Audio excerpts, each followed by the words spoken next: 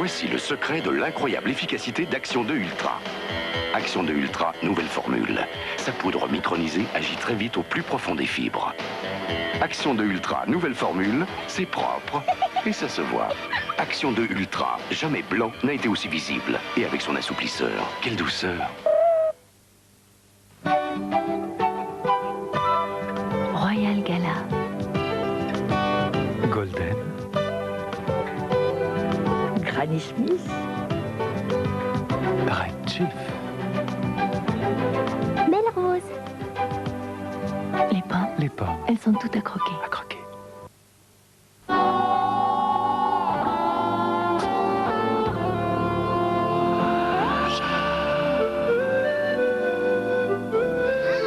Réservez votre neige. Digne.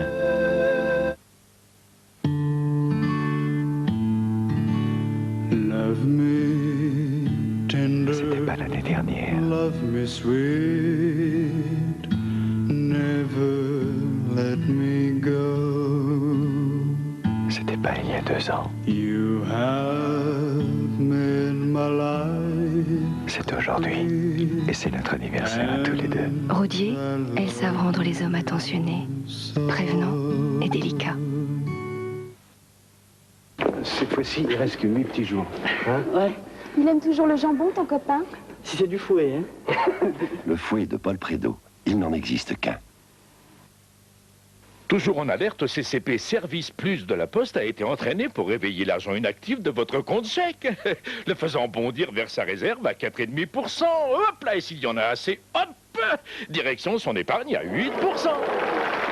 CCP Service Plus, à chaque occasion, il fait fructifier votre argent. Une chose est sûre, je ne vais pas céder à la gourmandise. C'est absolument sans appel. Je serai inflexible. Je vais résister. Juste une bouchée? Non. Mais c'est tellement... Une toute petite bouchée. Une bouchée, quoi? Non, une moitié. Et l'autre moitié, plus tard. Mais pourquoi plus tard? Et pourquoi juste une moitié? Chichard, le rocher. Toute résistance est inutile. Il existe une machine d'une incroyable complexité. Une machine dont l'activité ne s'arrête jamais. Une machine parcourue par 200 km de canalisation. À la mondiale, nous avons choisi depuis 1905 de n'assurer que cette machine. Et cette machine, c'est l'homme.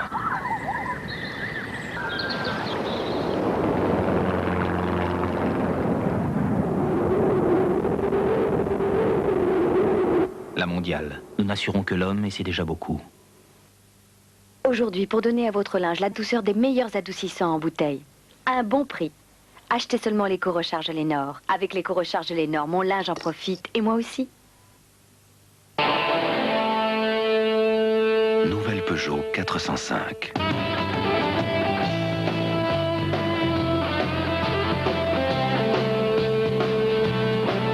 L'équilibre est parfait.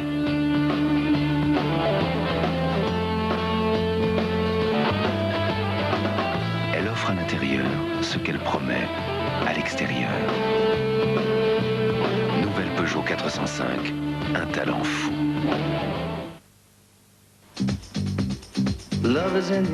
Le shampoing Mixa Bébé, c'est toujours un moment de pure douceur.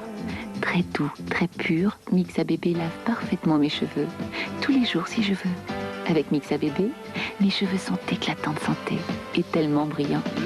Shampoing Mixa Bébé, doux pour les bébés, doux pour les mamans. Pour être au mieux de ma forme, j'ai choisi un sport d'action qui me relaxe et me dynamise. Alors tous les jours, pour maintenir mon corps en forme, j'ai choisi Men Active Line, la nouvelle eau de sport pour le corps aux essences naturelles. Elle me rafraîchit, relaxe, dynamise. Pour moi, chaque matin, c'est le plein de forme. Nouveau, eau de sport pour le corps, Men Active Line, une efficacité d'avance pour nous les hommes. J'ai une santé sans pépins. Magique, non? Secouez-vous, mangez des pruneaux d'Agen. Pour moi, une belle couleur de cheveux, c'est une couleur éclatante de brillance. j'ai découvert l'extra brillance avec Casting. Casting, nouveau shampoing colorant temps sur temps de L'Oréal. Casting, la couleur simplicité avec l'applicolor. Casting, la couleur douceur, sans ammoniac. Casting, la couleur brillance, au reflet extra brillant et qui dure. Casting, c'est la couleur qui me rend plus belle. Tout simplement. Casting, la nouvelle coloration brillance temps sur temps de L'Oréal.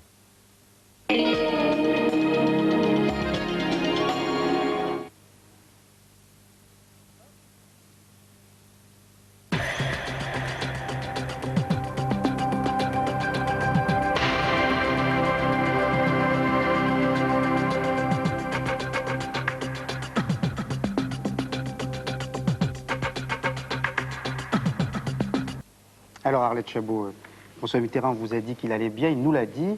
Avez-vous le sentiment qu'il allait bien?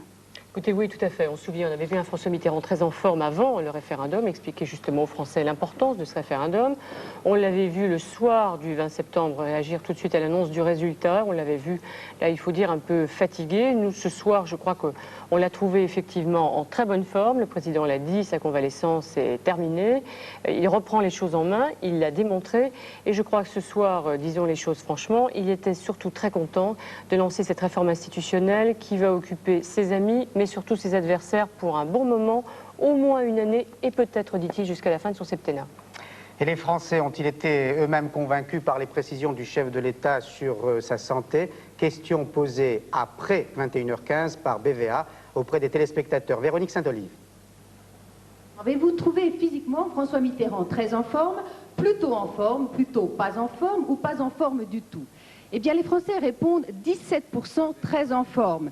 57% plutôt en forme, 17% plutôt pas en forme et 6% pas en forme du tout. Alors 57% plutôt en forme. Pierre Giacometti, j'ai envie de vous poser quand même une question sur la fiabilité de cette enquête. Je dois dire que c'est une première en matière de télévision. Un sondage réalisé à chaud auprès d'un échantillon de combien de personnes? Un peu plus de 500 téléspectateurs interrogés. La précision est importante, nous parlons bien de téléspectateurs ou d'auditeurs, puisque cette intervention a été retransmise par quelques-unes des radios périphériques. Je crois qu'il y a des limites à ce type d'instrument. La première, c'est qu'effectivement, nous n'interrogeons pas l'ensemble de la population française. Et logiquement, nous avons tendance à sous-représenter les adversaires les plus marqués du président de la République, qui ont tendance à se dégager de l'intérêt pour ce type de prestations, et nous avons tendance à surreprésenter ses soutiens les plus ardents. Deuxième remarque, et c'est une limite aussi, nous interrogeons à chaud, et nous savons que ces mesures à chaud sont parfois fragiles. D'autres sondages viendront confirmer ou au contraire infirmer les premiers enseignements de l'enquête de ce soir. Il y a deux avantages enfin. Le premier concerne le fait que nous pouvons disposer finalement, quelques heures après l'intervention du président, des premières réactions à chaud de l'opinion publique, en tout cas de celle qui a regardé l'émission ce soir. Deuxième avantage, c'est de pouvoir confronter cette première vision de l'opinion à une vision de commentateurs, de responsables politiques, qui est parfois contradictoire, on l'a vu très souvent, par rapport à l'opinion exprimée par ces téléspectateurs. Et on le verra peut-être au cours de cette édition spéciale. Abordons maintenant le dossier le plus délicat de cette intervention, l'affaire du sang contaminé. Après avoir en quelque sorte demandé pardon aux victimes et aux familles des victimes au nom de la nation, François Mitterrand a dénoncé les défaillances, les carences de certains ministères, bien sûr pensait-il au ministère de la Santé. Écoutons-le. Et le président de la République s'est montré favorable à la réunion de la Haute Cour de justice en attendant qu'elle soit éventuellement réformée. C'est en tout cas son souhait. Écoutons ses propos.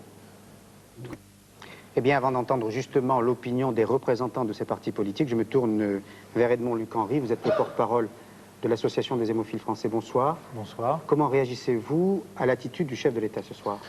Écoutez, de ce point de vue-là, je suis satisfait. Vous savez que je suis moi-même et l'Association française des hémophiles à l'origine de la demande, de la saisine de la Haute Cour de justice. Il nous est apparu, au moment du procès, qu'un certain nombre de preuves, d'éléments convergents mettaient en cause très gravement trois ministres, M. Fabius, Mme Dufoy et M. Hervé, et que le procureur de la République s'est retourné elle-même devant les victimes en disant « mais je ne suis pas compétente pour requérir contre eux et la justice n'est pas compétente pour instruire ce qu'ils pourraient avoir fait ». C'est la raison pour laquelle, en juin dernier, j'ai écrit à tous les parlementaires, députés et sénateurs, en leur demandant de se saisir en Haute Cour de justice. J'ai renouvelé ça au mois d'août auprès du Sénat. devant l'Assemblée, je n'ai pas eu de chance, puisque, comme vous le savez, la demande de saisine de la Haute Cour de justice a été rejetée. Eh bien, le président de la République vient de dire que j'avais raison. Il faut réunir la Haute Cour de justice. Tant qu'on ne l'a pas réformée, il faut la réunir. Et c'est très important pour nous parce que, vous savez, on n'a pas tellement de temps. Je vous rappelle qu'actuellement en France, il meurt un hémophile du sida par semaine et qu'il faut faire vite. Et nous avons besoin, nous les victimes, que la justice soit faite, qu'on instruise cette affaire. Or, je vous rappelle, et je l'ai répété à de multiples reprises, en matière de haute cour de justice, ce n'est pas des députés ou des sénateurs qui vont instruire cette affaire, mais ce sont les magistrats de la Cour de cassation.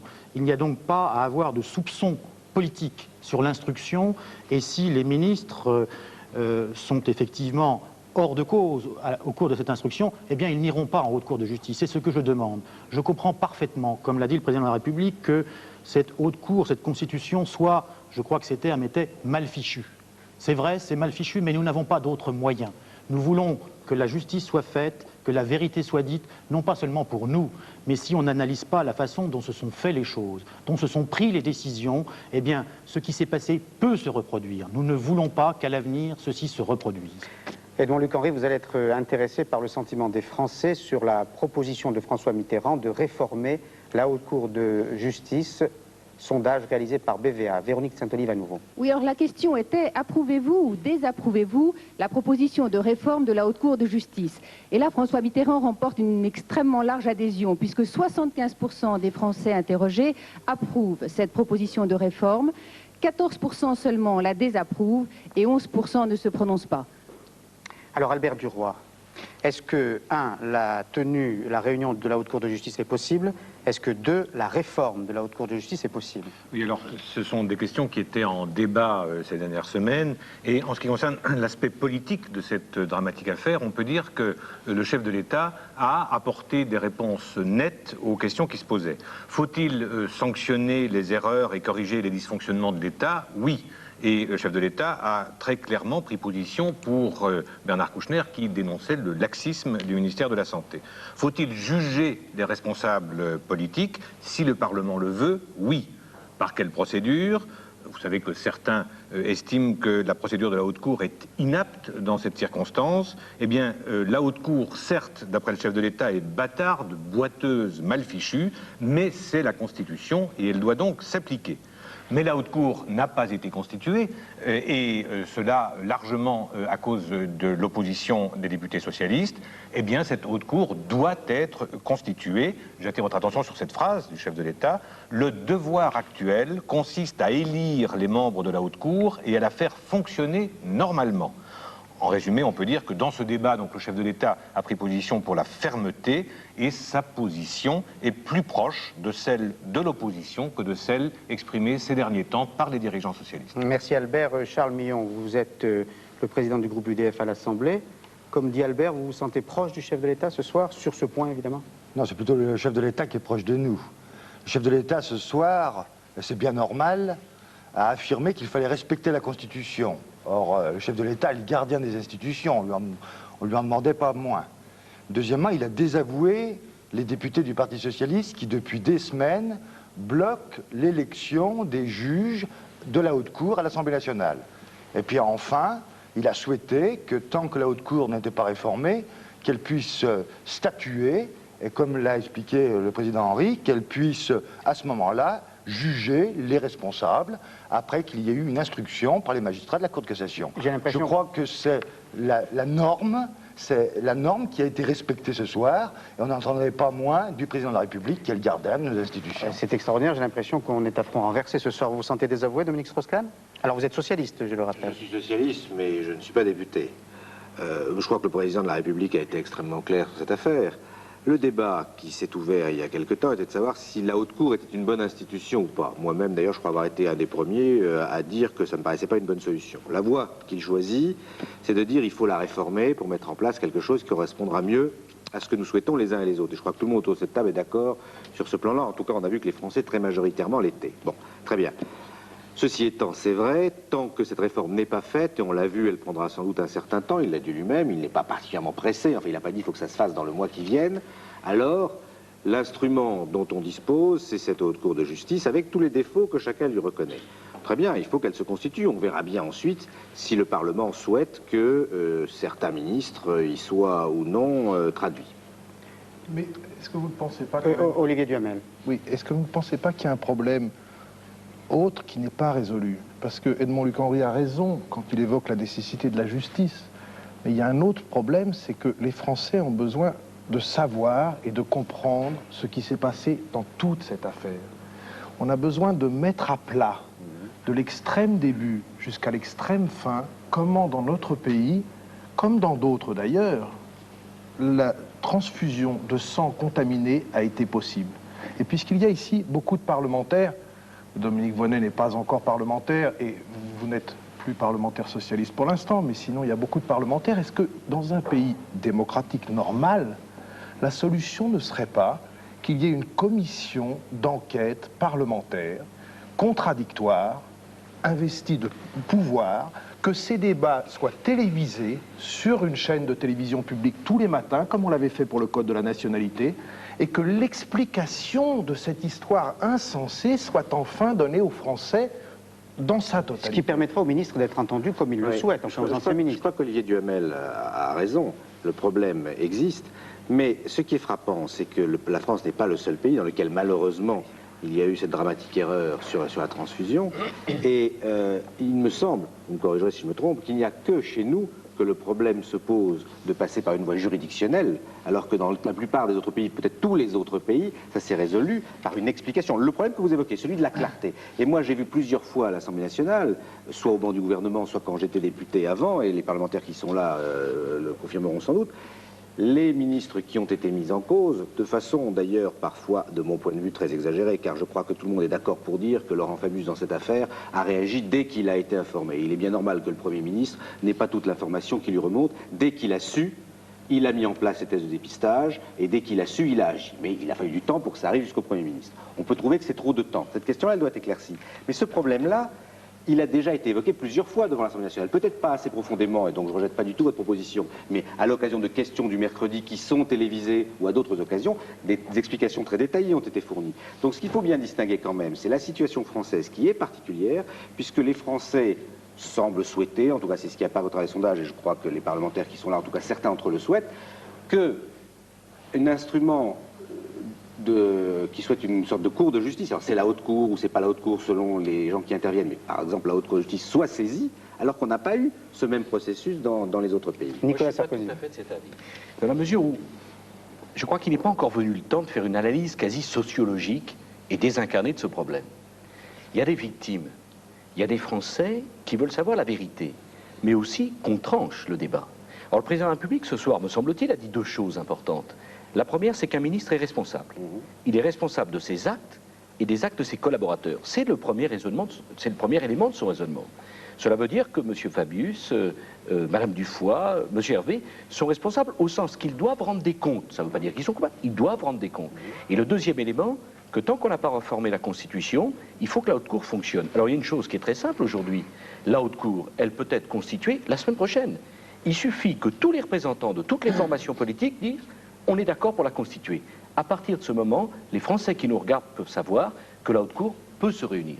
Or, pourquoi elle ne s'est pas réunie, Dominique Strauss-Kahn? Pour une raison. C'est parce que le groupe socialiste n'a pas voulu qu'il en soit ainsi, qu'elle soit constituée. Donc la question importante, me semble-t-il, est-ce qu'à la suite de l'admonestation du président de la République, justifiant la matière, même si elle est tardive, est-ce que le Parti socialiste, oui ou non, demain, donnera consigne à ses parlementaires d'autoriser à la constitution de la Haute Cour de justice? Mais bien sûr qu'il le fera, bien sûr. S'il vous plaît, je voudrais dire mais on n'y verra pas plus un mot clair là-dessus. C'est aussi votre souhait, André Lajoigny, pour le PC? Oui, voilà. Je ne partage pas tout à fait l'optimisme de mes collègues sur le dénouement rapide de cette affaire. Pourquoi? D'abord, je suis évidemment pour la mise en place de la Haute Cour. J'ai toujours été pour, mes collègues peuvent en témoigner, la mise en place de la Haute Cour. Toutes les institutions doivent être mises en place. Mais enfin, tout le monde sait que ce n'est pas parce que la Haute Cour va fonctionner que l'affaire va être éclaircie. Tout le monde sait. Depuis 1958, elle n'a élucidé aucune affaire. Par conséquent, je pense qu'il faut mettre la Haute Cour en place, mais qu'il ne faudrait pas tarder à réformer la Constitution. Et c'est possible. Nous pouvons demain, nous avons une conférence des présidents. On peut décider. Des présidents à l'Assemblée, oui. Oui, si tous les groupes sont d'accord, on fait le congrès, on réforme la Constitution et on permet à ce que les ministres, les anciens ministres, aillent devant un tribunal ordinaire. Et je rejoins en partie l'opinion de M. Duhamel. J'ai posé 2 questions à l'Assemblée. La mise en place de la haute cour et essayer d'aller vers les tribunaux ordinaires parce qu'on n'en sort pas avec la haute cour. Et deuxièmement, faire une sorte de forum. Ça peut être une commission d'enquête publique, ça peut être toute autre forme qui essaie de tirer les leçons de cette affaire. Les tribunaux ne le feront pas suffisamment. Il faut tirer les leçons de cette affaire, non pas dans un esprit de vengeance, et là je pense aux hémophiles, aux transfusés, etc., mais pour que cela ne se reproduise pas. Il y a beaucoup à dire, et pas de le faire de manière démagogique avec les responsables, mais le faire devant les Français. Les Français ont le droit de le savoir. Dominique Voynet pour les Verts. Oui, sans être parlementaire, je crois avoir mon mot à dire là-dessus et je rejoins complètement ce qu'a dit Olivier Duhamel. Je crois qu'avant toute chose, une exigence, c'est expliquer, montrer ce qui s'est passé, ce qui fait finalement que l'affaire du sang contaminé, au-delà du drame que ça représente pour les personnes qui en ont été les victimes, c'est un drame pour notre société tout entière, qui conduit finalement à déresponsabiliser, à diluer les responsabilités. Qui décide? Qui contrôle? Comment passe-t-on du statut de responsable à celui de coupable? Et comment on l'évalue? Et dans ce débat-là, il me semble que focaliser le débat autour de la haute cour et de sa réforme ou de sa non-réforme, c'est très très réducteur du débat actuel. Moi, je crois qu'il faut qu'on s'intéresse à un volet, punir, puis il faut aussi qu'on s'intéresse au volet prévenir. Et là, on peut peut-être revenir de façon plus générale sur le sang. Le sang est une marchandise comme les autres. Est-ce qu'on peut en faire une marchandise qui sera soumise à la libre circulation des marchandises et des capitaux à partir du 1er janvier? Je ne le crois pas. Malheureusement, c'est ça qui se prépare actuellement à Bruxelles. C'est ça qui est décidé. Alors, est-ce qu'on se donne les moyens collectivement de responsabiliser chacun des acteurs? Ce qui nécessite effectivement qu'on voit bien ce qui s'est passé, qu'on identifie. Et ensuite, est-ce qu'on prend les mesures pour y remédier? Dans ce cadre-là, moi, je voudrais comme insister sur un point. La haute cour, elle me fait un petit peu penser à ce qu'aurait pu être le procès des médecins dans l'affaire du sang contaminé s'ils avaient été jugés par leur seul père, par les conseils de l'ordre des médecins. Moi, je crois qu'il faut arriver vraiment à placer le débat au plus large niveau devant la population. Et ça passe par une modernisation des règles de notre démocratie, avant toute chose. Edmond Lucan. Je voudrais un peu recadrer le débat parce que je crois que là, on se perd. C'est un débat très pratique, ça n'est pas un débat théorique. On a parlé de commission d'enquête. Je voudrais rappeler à tout le monde ici qu'une commission d'enquête sénatoriale, il y en a eu une qui a rendu ses conclusions. Donc elle a eu lieu publiquement, elle a donné ses conclusions publiquement. Donc ça a déjà été fait. Or, nous nous trouvons... Je vous en prie, continuez. Nous nous trouvons devant une impossibilité de pouvoir instruire une affaire sur le plan pénal. Il y a des actions, je ne sais pas si les participants à ce débat ont lu le jugement. Le juge dit qu'il ne peut pas aller plus loin dans son analyse des faits, des faits pénaux, parce qu'il n'est pas compétent sur le plan constitutionnel, il ne peut pas instruire. Ce que je veux, aucune des victimes n'a jamais crié assassin, elle veut connaître la vérité. Vous devriez vous mettre à la place d'une victime. Ce que demande une victime, et c'est le rôle de la justice, c'est qu'on dise quelle est la vérité. C'est ça qui nous importe, ça n'est pas les peines. Quelle est la vérité? Or, s'embarquer dans des déclarations théoriques, en disant on va faire des commissions publiques, non. La justice, elle doit se faire normalement. Et M. Jospin l'a rappelé tout à l'heure sur une autre chaîne, dans cette affaire, rien ne s'est fait normalement. Il a fallu que ce soit les victimes elles-mêmes qui instruisent cette affaire. Ça n'est pas le juge qui l'a fait, ce sont les victimes qui ont dû combattre pendant des années pour que cette affaire soit tranchée. Actuellement, nous avons un jugement. Les juges n'ont pas fait n'importe quoi. Ils ont condamné des faits avérés, prémédités, qui ont été faits. Or, ceux-là, tout le monde doit les connaître. Et on doit continuer d'instruire s'il y a un doute sur les personnalités politiques. Ça n'est pas à la victime d'accuser parce qu'elle est forcément partiale, il faut qu'il y ait une instruction. Et je vous rappelle que dans le système de la Haute Cour de justice, si ça n'est pas parfait, ce sont les magistrats de la Cour de cassation qui font l'instruction. Donc on doit leur faire confiance, nous voulons qu'on leur fasse confiance. Ça me paraît quand même le minimum. Charles Millon. Oui, simplement, je voudrais dire qu'il y a deux choses. Il y a le problème de la responsabilité, puis il y a le problème de l'analyse des dysfonctionnements. Alors le problème de l'analyse des dysfonctionnements, on peut le faire dans une commission d'enquête, quoique lorsqu'on regarde le résultat des commissions d'enquête depuis le début de la Ve République, on doute de leur efficacité, et que là, il y a peut-être à revoir. Mais qu'il y a un second problème qui est le plus important, c'est le problème de la responsabilité de l'homme politique, de la responsabilité du ministre. Est-ce qu'il va être responsable de ses actes? Est-ce qu'il va rendre compte? Or, la Haute Cour, réformée ou pas, la Haute Cour, elle a pour objectif de dire qui est responsable de ce qui s'est passé. Et j'approuve totalement ce que vient de dire le président Henry. Je pense qu'il est normal dans une démocratie qu'un homme politique qui a accepté de prendre des responsabilités les assume jusqu'au bout, jusqu'à rendre des comptes, et s'il